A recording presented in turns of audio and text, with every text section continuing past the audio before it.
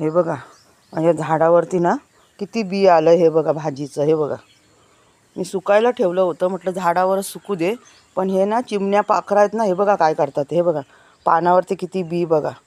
सगळं बघा टोचून टोचून खाल्लं. आणि म्हणून मी आता काय करते, सर्व बी काढते आणि ताटामध्ये सुकवते.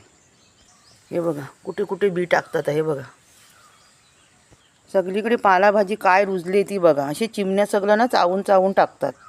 आता मी ना या कटरने सर्व बी आलाय ना तेवढा कापून घेते. हे बघा